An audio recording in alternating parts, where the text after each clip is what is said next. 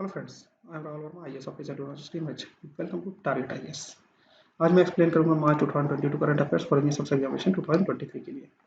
Monthly current affairs में आपके लिए कवर कर रहा हूँ। इस बार मैं बहुत डिटेल में आपको चीज़ें पढ़ा रहा हूँ। आपको कहीं से भी कुछ भी पढ़ने की जरूरत नहीं है।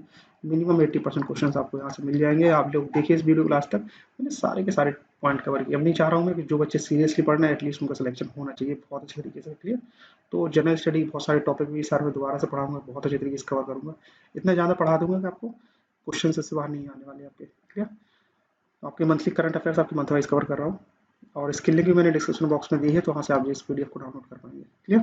और ऑनलाइन क्विज भी दे रहा हूँ मैं, थोड़ा सा एक बार पढ़ने के बाद उसको क्विज को जरूर सॉल्व करिए, आपको थोड़ी चीज़ें और क्लियर होंगी उससे। क्लियर। चलिए स्टार्ट करते हैं इस वीडियो को। मंथली करंट अफेयर्स हैं ये फॉर इंडियन सबसे एग्जामिनेशन 2023 के लिए। चलिए फर्स्ट पॉइंट मैंने यहाँ पे कवर किया है world air quality report. World air quality report 2021 ये आपकी IQAir द्वारा पब्लिश की जाती है एनुअली। और आप लोग देख रहे होंगे इस पर में Delhi most polluted capital city of the world है आपकी। ये बहुत ज़्यादा पॉल्यूटेड हो चुकी है आपकी दिल्ली एयर क्वालिटी इंडेक्स के अकॉर्डिंग। चलिए देखते हैं यहाँ पे। This report has been based on the data of PM 2.5 air quality taken from the 475 cities in 170 region countries and the territory of the across the globe। Globe में जितनी लगभग जितनी भी सिटीज़ हैं सभी के एयर क्वालिटी चेक की गई है। PM 2.5 का मतलब समझिए पहले।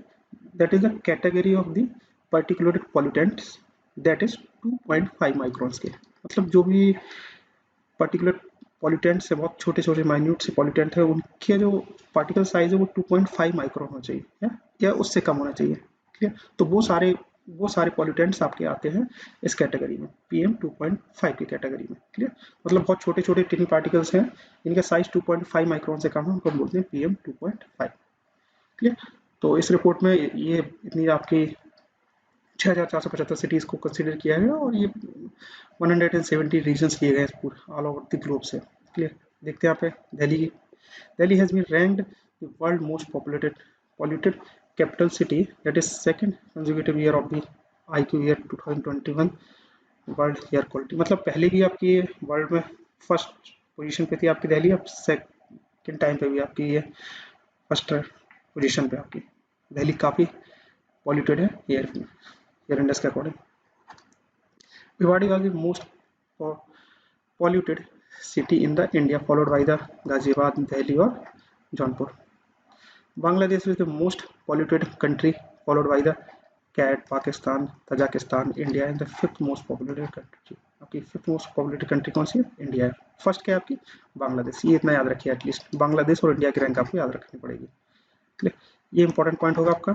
The 2021 World Air Quality Report by the Swiss organization IQAir is the first major global air quality report based on the updated annual data WHO air quality guideline for the PM 2.5। The new guideline was released in September 2021। नई guideline September 2021 में release हुई and cut existing annual PM 2.5 guidelines value। जो पहले इसकी value थी वो थी आपकी 10 माइक्रोन माइक्रोन ग्राम पर मीटर क्यूब। क्लियर। और ये आपकी कम करके अब कर दी गई 5 माइक्रोन ग्राम पर मीटर क्यूब। क्लियर। इसके थोड़ा आपकी रिड्यूस कर दी, हाफ कर दी गई है आपकी। और PM 2.5 concentration new Delhi increase by 14.6%। ये भी याद रखिए, आपका कंसेंट्रेशन कितना बढ़ा है इसका? 14.6% बढ़ गया है इन 2021। क्लियर। पहले कितना था आपका? 84 माइक्रोग्राम पर मीटर क्यूब और अब 2020 में था आपका ये, अब बढ़ के हो गया 96.4, लगभग 14.6% इंक्रीज हुआ है यहाँ पे कंसंट्रेशन। क्लियर। तो इंपॉर्टेंट पॉइंट है, इसको याद रखिए। According to this report not a single country has around the globe manage the meet the air quality standard of the WHO in 2021। जो भी ऑल ऑफ द ग्लोब जो भी आपकी सिटीज कंट्रीज हैं, वो किसी भी कोई भी कंट्री ऐसी नहीं है जो आपका PM 2.5 के जो गाइडलाइंस है कि आपका इतना होना चाहिए, आपके 5 माइक्रोग्राम पर मीटर क्यूब कंसंट्रेशन होना चाहिए, ये आपका नहीं है किसी भी कंट्री का या फिर किसी भी और सिटी का नहीं है। ठीक। तो इस जो भी इंपॉर्टेंट पॉइंट हो सकते हैं इस रिपोर्ट से लेके, मैं बहुत डिटेल में सारी चीज़ें बता रहा हूँ आपको, समझिए अच्छी तरीके से, पढ़िए इन सब चीज़ों को। चलिए। International summit on the plastic recycling and the waste management, ये टुडे समिट थी 4 4 to 5th March 2022, inaugurated by the Union Minister of the State of the Micro, Small and Medium Enterprises, Bhanu Pratap Singh Verma. इतना आपको नाम नहीं पूछते मिनिस्ट्रीज, और minister का नाम भी पूछते, मिनिस्ट्रीज का नाम कई बार पूछ लेते हैं।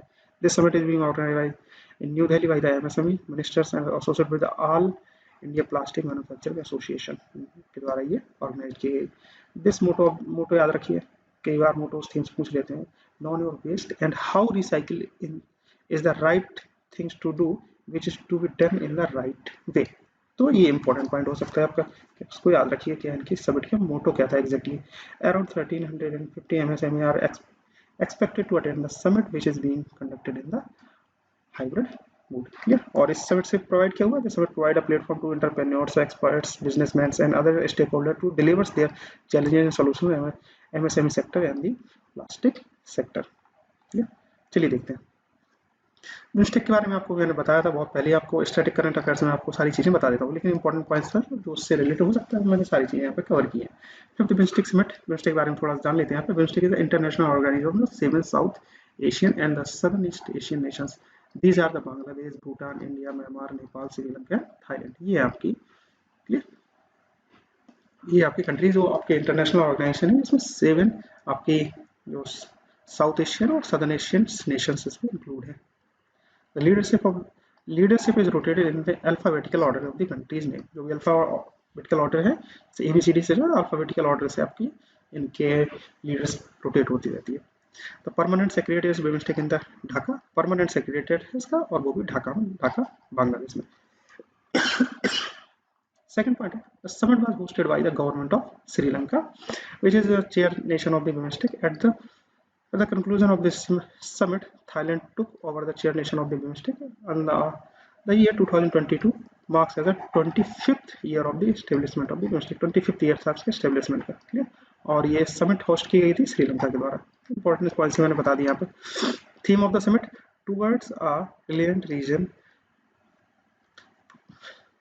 prosperous economy and healthy people. Simple सा है, याद रखिए। BIMSTEC summit the leaders register the signing of the 3 BIMSTEC agreements. Agreements क्या है? ये 3 agreements थे, इनको आप समझिए। BIMSTEC Convention on the mutual legal assistance in the criminal matters, और BIMSTEC Memorandum of the Understanding MOU sign किया गया है of the mutual cooperation in the field of the diplomatic training, और Memorandum of Association of the establishment of the BIMSTEC Technology Transfer Facility। ये तीनों हैं, तो इतना याद रख सकते हैं। ट्रांसफर फैसिलिटी, डिप्लोमेटिक ट्रेनिंग जो भी रहेंगे, और क्रिमिनल मैटर से रिलेटेड जो भी असिस्टेंस होंगे वो एक दूसरे के साथ शेयर करेंगे। म्यूचुअल लीगल एग्रीमेंट इनमें साइन हुए। Clear.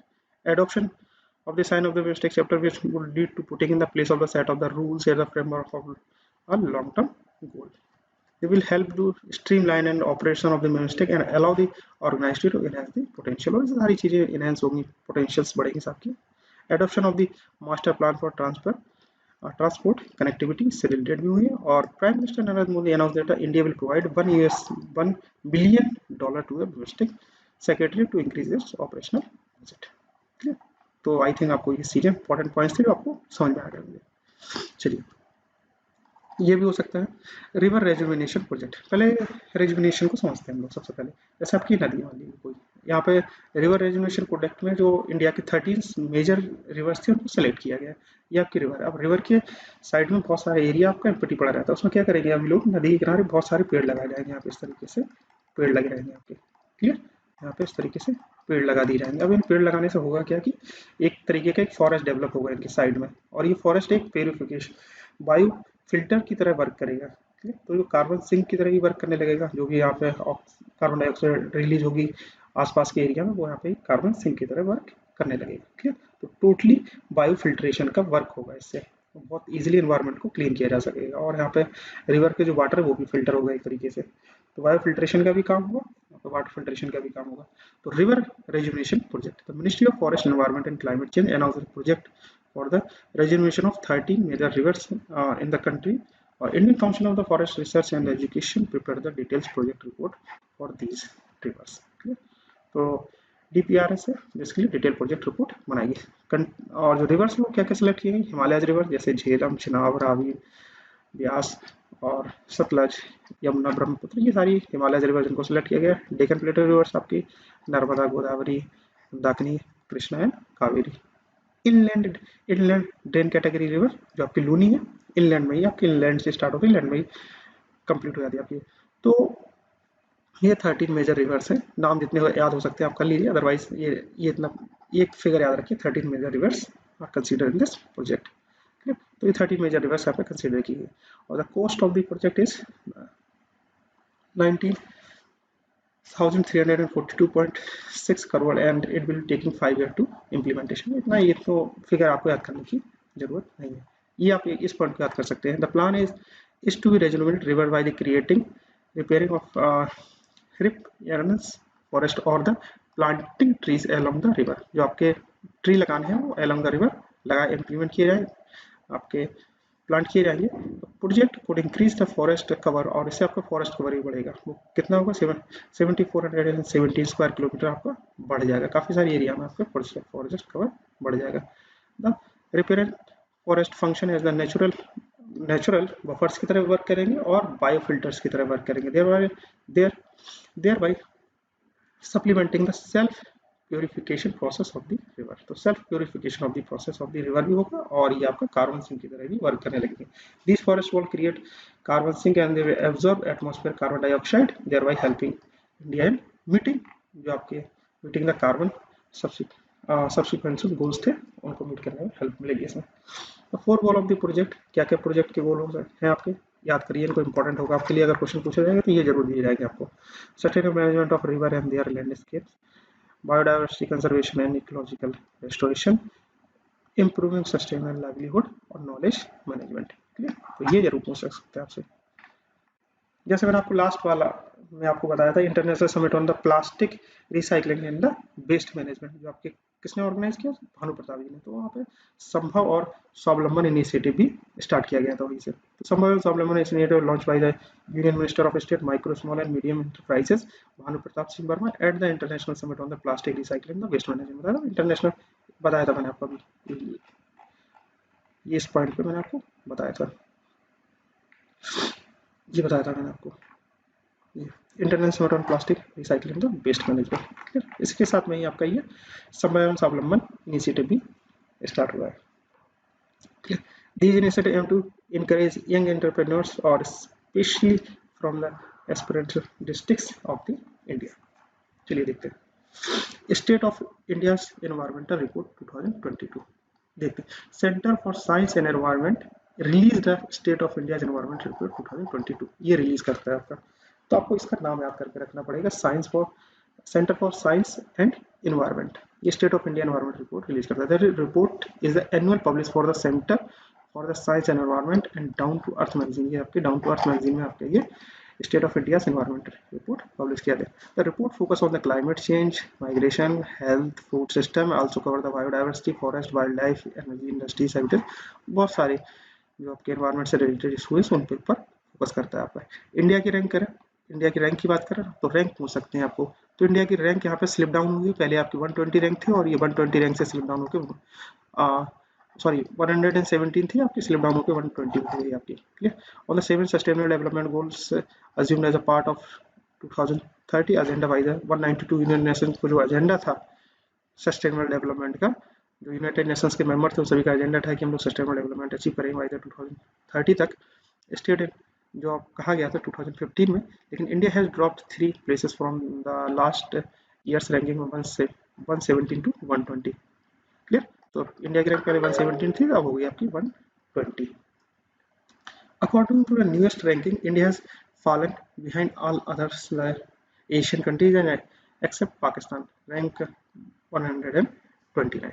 Bhutan is ranked 75, Sri Lanka is 87, Nepal is 96, and the Bangladesh is 109 among South Asian countries. The overall sustainable development goals score of जो overall जो SDG में आपका score है India का वो है 66 आउट ऑफ 100। तो ये पॉइंट याद रखिए आप लोग और ये वाला पॉइंट याद रखिए आप लोग। Clear, according to the report Chandigarh top among the union territories, बस ये चंडीगढ़ का नाम हो रहा था कि एमंग द इंडिया के लेवल पूछा गया तो चंडीगढ़ टॉप है इस रिपोर्ट में, और followed by the Delhi, Pondicherry, Lakshadweep, और एट द लास्ट आपका क्या बचा second place, and therefore the Andaman and Nicobar in the third place. ये आपके सेकंड प्लेस में आने दिल्ली, पांडिचेरी, लक्षद्वीप और थर्ड प्लेस में अंडमान एंड निकोबार। चलिए देखते हैं unique land parcel identification number ULPIN आपका ये आपका unique land parcel identification number एक आधार नंबर की तरह है। जैसे आपके एक पर्सन की आइडेंटिफिकेशन उसके इंडिया में आप ये आधार नंबर से देख सकते हैं, तो वैसे यहाँ पे एक लैंड के लिए आधार नंबर बनने वाला है आपका। और ये पायलट प्रोजेक्ट की तरह आपका लॉन्च किया जा रहा है असम में। तो union minister of rural development and the Panchayat Raj Giriraj Singh launch the union land parcel identification number in Assam. और ये नंबर आपका project was launch in the Assam as a pilot basis. Under this project or every land parcel in the Assam will have the 14-digit alphanumerical geographical unique identification number that is Ulpin will act as a Aadhaar for land और ये Aadhaar for land की तरह work करेगा। The first step in the process of serving of the non-residential villages and the re-serving of all the cadastral villages. The next step is end-to-end integration of the digitalization land records and map which will pave the way of the generation of Ulpin for the land parcel. Clear? Or Ulpin project will provide a way of towards the implementation of the consecutive titling and will help to quick resolution of the land disputes in the state. जो भी आपके land disputes हैं, किसकी कहाँ पे जमीन है, क्या है identification number, proper एक identification की तरह जैसे एक person का identification उसका आधार होता है, वैसे एक land के identification के लिए उसके proper record के लिए 14 डिजिट alphanumerical आपका ये होगा digit और इसमें proper land का सारी डिटेल्स होगी इसमें। सिंपल सा है, मे भी हो सकता है आपके एग्जाम पूछ लें। No fly zone, no fly zone के बारे में बात करते हैं। जैसे आपको अभी रिसेंटली पता होगा कि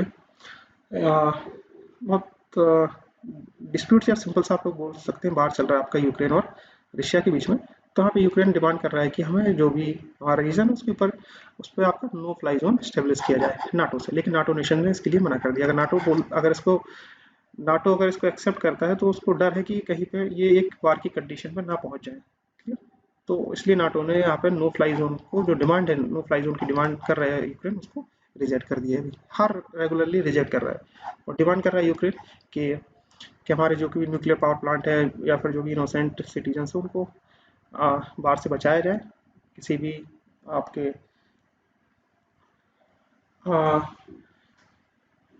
रशिया के जो वॉर से बचाया जाए। लेकिन अब ये नाटो ने इसको कैंसिल कर दिया है। तो नो फ्लाई जोन को समझते हैं सबसे पहले। No fly zone is the area established by a military power over which unauthorised aircraft are not allowed to fly. Clear?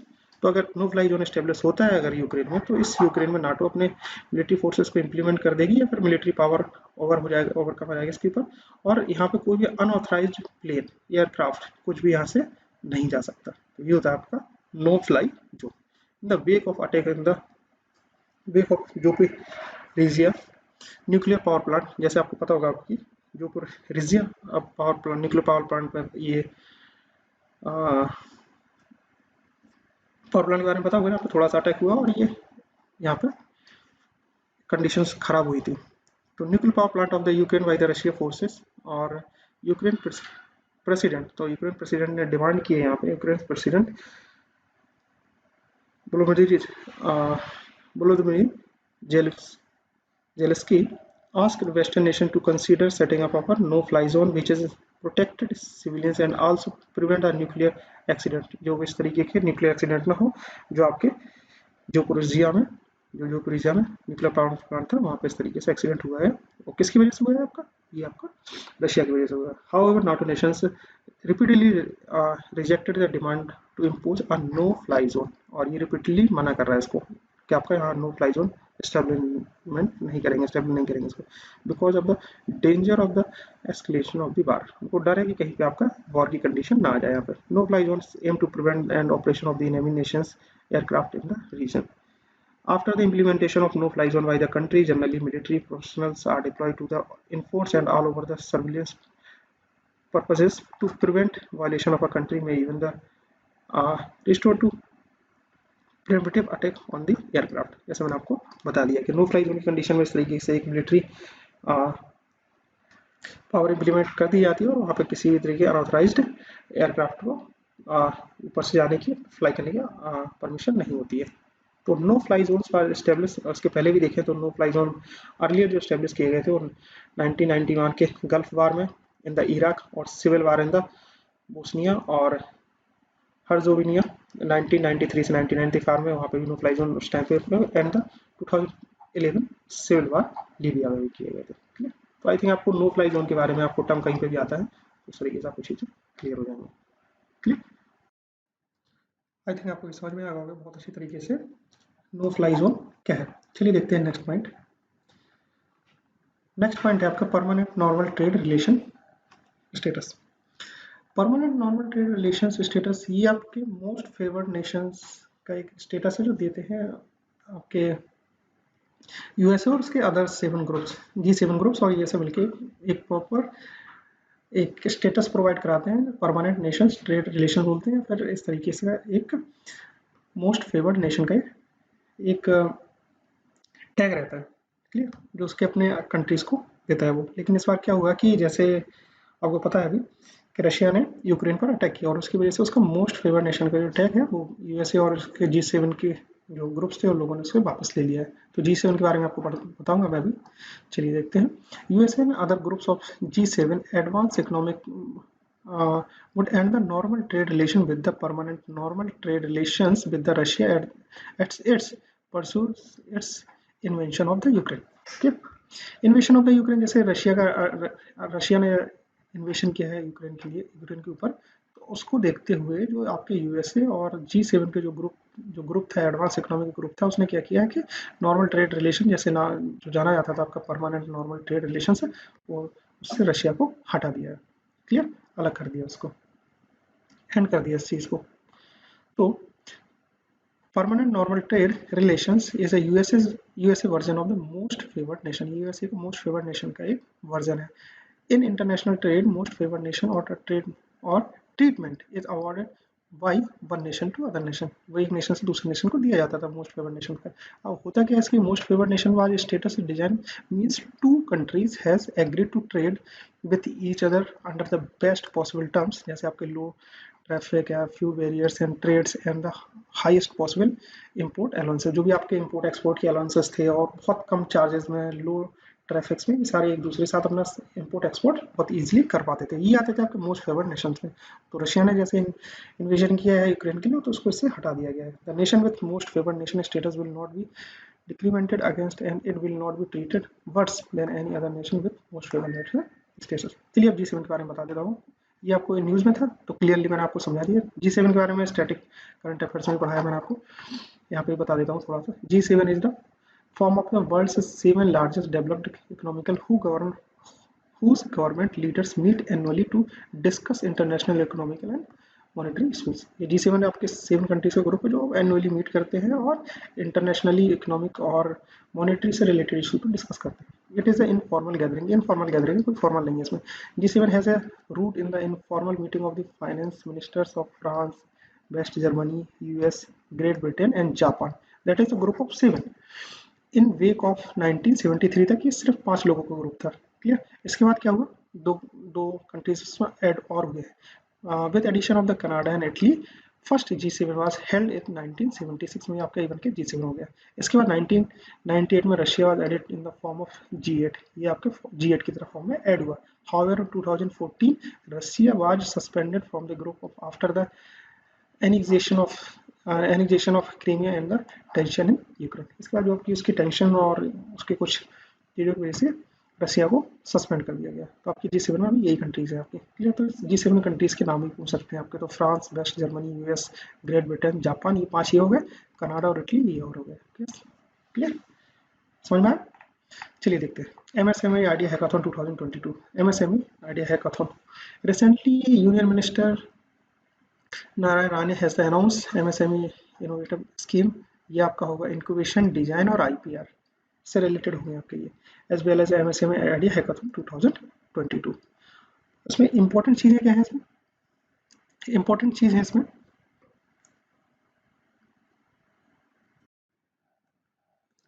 Important है कि MSME innovation scheme will develop and promote intend innovation in the MSME sectors में।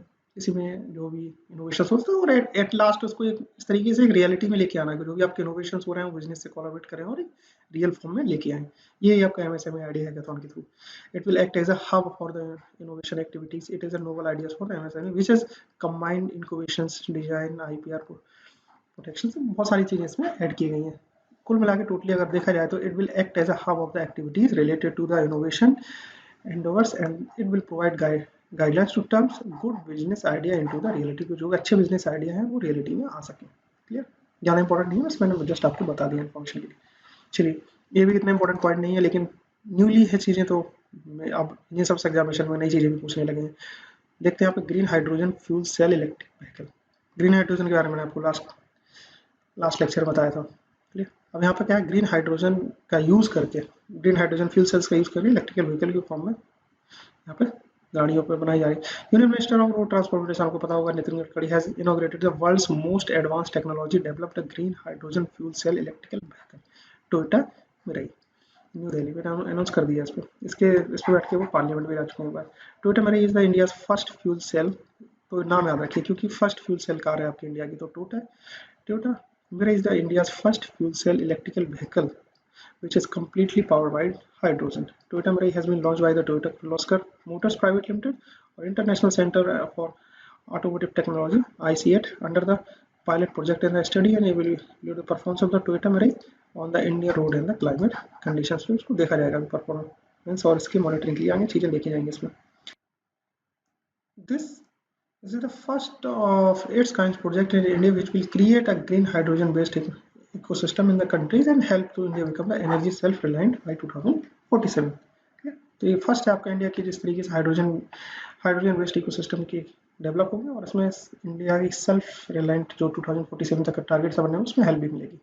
खेल महोत्सव के बारे में जान लेते हैं। सिर्फ एक पॉइंट इंपॉर्टेंट है, 11th एडिशन ऑफ द खेल महोत्सव begin eight 20th March at Sardar Patel stadium in the Ahmedabad. Inauguration किया प्राइम मिनिस्टर नरेंद्र मोदी ने। और खेल महोत्सव is begin in the Gujarat in 2010 with 16 sports and 13 lakh participants and now 36 general sports and 26 para sports।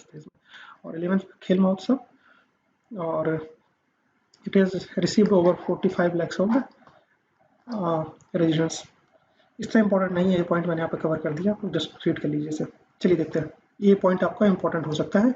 Unified logistics interface platform, पहले क्या होता था कि लॉजिस्टिक्स ट्रांसपोर्ट इन सब चीज़ों के लिए एक कोई कॉमन प्लेटफॉर्म नहीं था जो बहुत अच्छी तरीके से कॉमन मॉनिटरिंग कर सके। अब आप ट्रांसपोर्ट के चार्जेस को कम करने के लिए और एक प्रॉपर मॉनिटरिंग के लिए आपका ये लॉजिस्टिक्स करके uniform logistic interface platform develop किया गया है।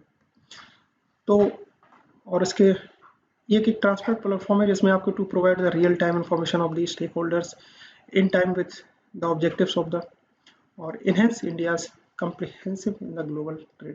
सारी चीज़ें इंप्रूव होंगी। According to NITI Aayog, logistic cost can be lowered down by the leveraging the unified logistic interface platform. तो जो लॉजिस्टिक कॉस्ट है वो आपकी रिड्यूस हो जाएगी, कम होंगी और एक यूनिफॉर्मिटी आएगी लॉजिस्टिक कॉस्ट में। तो uniform logistic interface platform enhance efficiency and reduce the cost of the logistic in the India by the creating a transparent one window platform that is provided the real time information to all the stakeholders। Important point is it will also emphasize that the solution should be in the visible and multimodal transport। और simple सी चीजें हैं। It will create a national single window logistic platform with help in reducing the logistic cost, or will provide a real-time monitoring of the cargo movement and while ensuring the data connectivity with the end-to-end encryption, comprehensive reduction in the logistic cost। और simple से logistic cost को reduce करना है, real time information provide कराना है, stake holders की information provide करानी होगी और सारी चीज़ें एक कॉमन प्लेटफॉर्म पे आ जाएंगी यहाँ पर। तो there are three key components which are defined to ULIP platform: integrated with existing data source of the ministries and the data exchange with the private players, uniform document reference in the supply chain। चलिए देखते हैं कवच। कवच बहुत पहले से चला आ रहा है कि जैसे दो ट्रेन आ रही हैं आप और इनके एक्सीडेंट को प्रिवेंट करने के लिए कवच एक प्रॉपर वर्किंग सिस्टम था रेलवे का। और इसके तो चलिए देखते हैं इसके इंस्पेक्शन को देखते हैं। तो union minister of the railway inspect the trial of the कवच। कवच एक्चुअली एक एंटी कोलिजन सिस्टम है रेलवे का जिसपे ये प्रिवेंट करता है दो ट्रेन के आपस में जो कोलिजन है वो ना हो प्रॉपर। तो यूनियन मिनिस्टर कवच का इंस्पेक्शन किया है, इस पर ट्रायल का इंस्पेक्शन किया है। ट्रायल हुआ था आपका, ट्रायल कहाँ का, वर्किंग सिस्टम बिटवीन द गुल्ला गुड्डा और गुल्ला गुड्डा चिटगिड्डा ये आपका रेलवे स्टेशन है, station on the Lingam Lingam Lingampally Vikarabad Lingampally Vikarabad sector in the Secunderabad division of the south central railway. Simple Secunderabad south central railway station की जो आपके ये दो रेलवे स्टेशन इनके बीच में इस ट्रायल को इंस्पेक्ट किया गया है union minister of the railway द्वारा। तो कोलिजन आपका एक एंटी ट्रेन कोलिजन सिस्टम है, ट्रेन एंटी कोलिजन सिस्टम है। Kavach is the automatic train anti collision system developed by the Indian railway, also known as train collision avoidance system. इसको train collision avoidance system भी बोलते हैं। The कवच is indigenously develop किया गया है और system by the research design and standard organisation द्वारा इसको डेवलप किया जाता है in the collaboration with the Indian industry. Kavach is mean to provide protection while preventing trains in passing through the signal by the danger red or avoid collision। बस simply ये इसकी speed को reduce कर देता है और इसको लेके आता है। It activates the train brake, ये ट्रेन ब्रेक को एक्टिवेट करता है automatically if the drivers fall to control the train as per the speed restriction in addition to prevent collisions between the two locomotives equipped with the functional coverage system। It states that art electronic system and safety ingredient level 4 standard पे ये work करते हैं। I think समझ में आ गया होगा आपको कवच को लेके। अब देखते हैं national land monetisation corporation. National land monetisation corporation अब ये क्या कर रहा है, ये कर रहा है कि सेंट्रल पब्लिक सेक्टर इंटरप्राइजेस के पास जो भी एक्सेसिव लैंड थी या फिर जो आइडल लैंड थी या सरप्लस लैंड बची हुई थी उसका मोनेटाइजेशन स्टार्ट होगा। क्लियर, वो आपका नेशनल लैंड मोनेटाइजेशन कॉर्पोरेशन के थ्रू अब ये इंडिया इसको डेवलप कर रहा है इसको, और ये कंप्लीटली प्योरली गवर्नमेंट ऑर्गेनाइजेशन होगी नेशनल लैंड मोनेटाइजेशन कॉर्पोरेशन। बस इतना ही है इसमें। Union cabinet approved the establishment of the National Land Monetization Corporation (NLMC). It's a wholly owned government of India corporation which the initially authorized shared capital of 5,000 crores and the paid up the share capital of the 150 crore। The National Land Management Corporation would monetize surplus land या फिर idle land जो भी होगी and building assets owned by the central public sector enterprises and other government organization। The idea is accordance with 2021 और 22 के budget में भी इस आइडिया को अकॉर्डेंस दी गई है। क्लियर, समझ में आ गया आपका इंपॉर्टेंट पॉइंट है, याद रखिए इनको। The central public sector enterprises currently have a large amount of surplus ideal और unauthorised non core assets in the form of land and buildings के फॉर्म में जो भी है अब उसको मोनेटाइज किया जाएगा। The monetisation of the excess land side action of the critical of the CPSE central public sector enterprises. Clear, it will allow to prevent any use of the unauthorized access behalf of the CPC other government organization जैसे NLMLC will also technical expert to completely manage and monetize this land।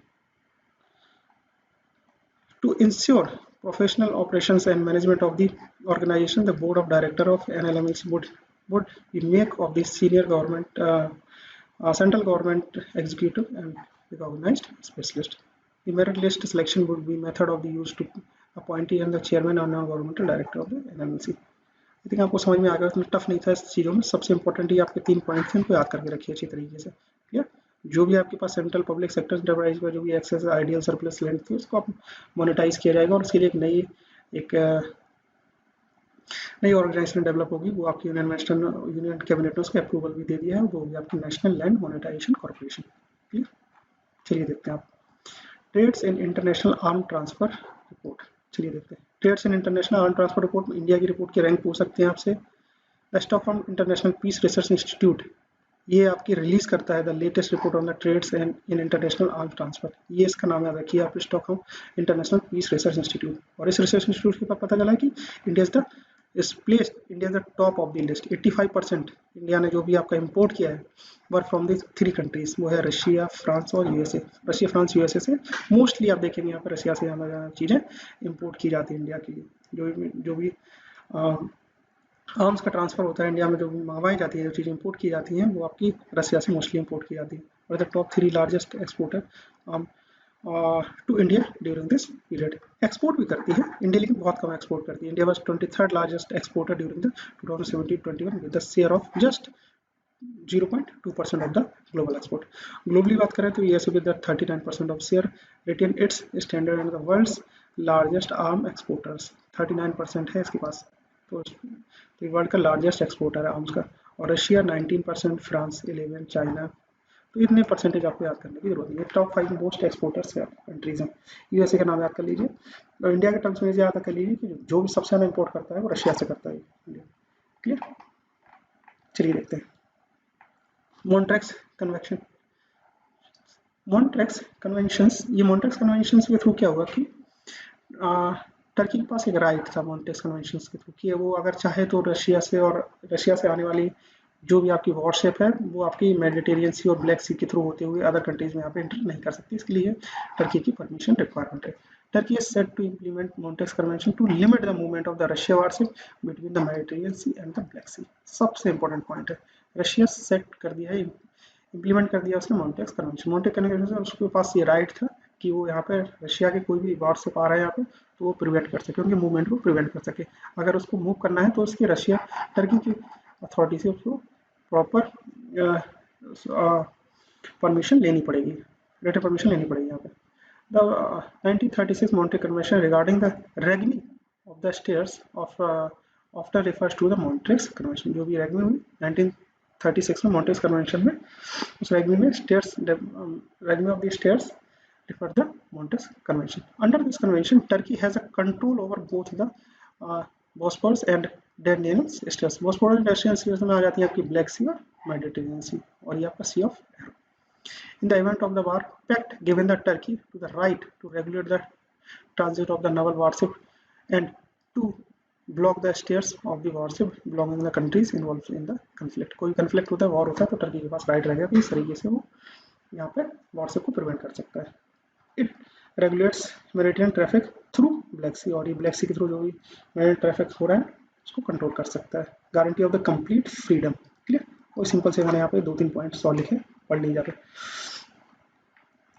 चलिए अब देखें 1 2 3 पे UPI for the featured phone. अभी क्या है, online transfer कर सकते थे फोन पे, गूगल पे और इस तरीके के जो थे वो सभी में नेट की कनेक्टिविटी आ रही थी, लेकिन 1 2 3 पे के थ्रू आरबीआई ने इस तरीके का फीचर्ड फोन्स के लिए इस तरीके का एक इंटरफेस डेवलप किया जिसके थ्रू वो अपने सिंपली बिना इंटरनेट के ट्रांसफर कर सकते हैं, मनी ट्रांसफर कर सकते हैं, और उसके लिए एक कुछ डिफरेंट टेक्नोलॉजी है वो मैं अभी आपको एक्सप्लेन करूंगा। तो reserve bank of India governor Saktikant Das launched Unified Payment Interface (UPI) for featured phone called the UPI 123 Pay। UPI 123 Pay is the 3-step, पूछ सकते हैं, इंपॉर्टेंट है आपके लिए, एग्जाम के लिए पढ़ लिए। is a 3-step method to initiate and execute service from those who has a featured phone, except scan and pay options. Other transactions can be done by the featured phone with the help of UPI 123 Pay। Available services include initiating payment, paying utilization bill, recharge of the FASTag, और the checking bank account balance और setting और the charging UPI pay. ये सारी चीज़ें facilities में मिलेंगी। Bank account should be linked for the featured phone using UPI 123 pay. There is no need of the internet connectivity to initiate the execute और transitions के लिए इसकी इंटरनेट कनेक्टिविटी रिक्वायरमेंट नहीं रहेगी यहाँ पे। क्लियर। 4 टेक्नोलॉजी इसमें अल्टरनेट्स आए हैं according to RBI, calling on IVR, application of the functionality in the features phone, or missed call based approach, और proximity and the sound based payment ये आएंगे।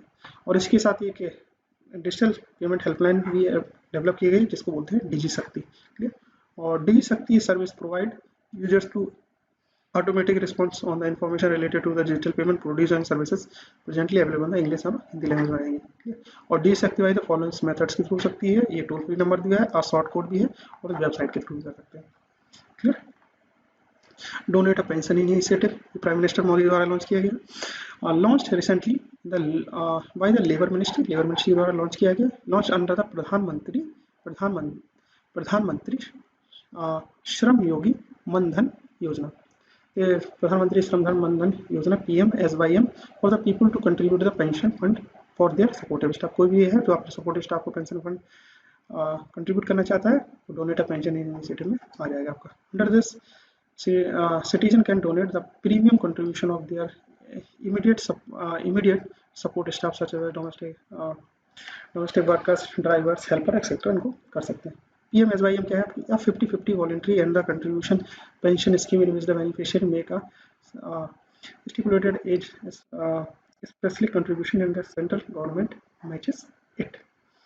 Implementation जो किया जा रहा है वो ministry of labour and empowerment will Observe under PMSYM, which is being implemented by the Life Insurance Corporation of India and the SCS E-Governance Services Limited के through.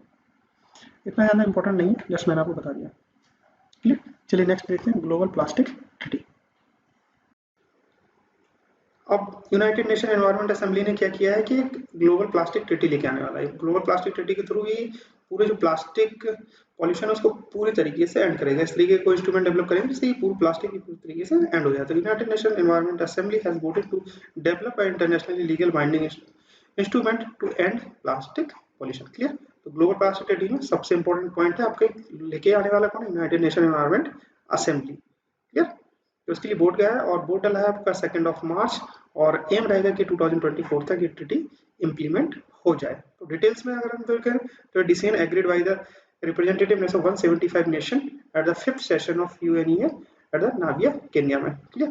तो रिजोल्यूशन से थ्रेट्स जो भी पॉल्यूशन से और ह्यूमंस को जो effect और जो भी हेल्थ से इफेक्ट एनवायरमेंट को इफेक्ट आ रहे थे प्लास्टिक से, उसको ओवरकम करना है। क्लियर। थीम इंपॉर्टेंट रहेगी, थीम को याद रखिए, strengthening action for the nation to achieve the sustainable development goals. और रिजोल्यूशन की बात करें, क्या रिजोल्यूशन आने वाला, तो the intergovernmental negotiation committee INC will be established by the IANA resolution which will submit draft agreement by 2024। तो INC आपकी जो ड्राफ्ट है 2024 तक ये आपका ड्राफ्ट सबमिट करेगी। तो instrument will be made legally binding, और ये आपका इंस्ट्रूमेंट जो होगा वो आपका लीगली बाइंड होगा और पूरी तरीके से फोकस्ड रहेगा कि प्लास्टिक को एंड किया जाए या फिर रिसाइकिल प्रोडक्ट्स जैसे material along with the international scientific और टेक्निकल कॉर्पोरेशन से मेंबर्स में मिलकर या तो फिर इनको एंड किया जाए टोटली या फिर कंप्लीटली रिसाइकिल प्रोडक्ट में या मटेरियल्स में कन्वर्ट किया जाए। क्लियर। और सिंपल से पॉइंट्स हैं, डिप्लोमेट कॉन्फ्रेंस यानी प्राइवेट सेक्टर स्टेक होल्डर्स भी इसमें चीजें इन्वॉल्व रहेंगी। चलिए देखते हैं national gender index. National gender index NITI Aayog is working on the development of a national gender index. ये अब डेवलप करने वाले डेवलपमेंट वर्किंग कंडीशन में किस तरीके से ये नेशनल जेंडर इंडेक्स को डेवलप किया जाए। That will use to measure the progress and identify persisting gaps in the gender equality. जो आइडेंटिफाई करेगा, परसिस्टिंग करेगा कि किस तरीके से जेंडर इक्वालिटी है अब या फिर नहीं है, in order to make informed policy decision, और इसी तरीके से पॉलिसी डिसीजन में किया जाए। NITI Aayog is latest annual report 2021-22 noted that national gender index will be serve as a tool to map the progress of the state and union territories on the defined gender matrices and build foundation for the positive changes। तो ये simple C point है, याद करके रखिए।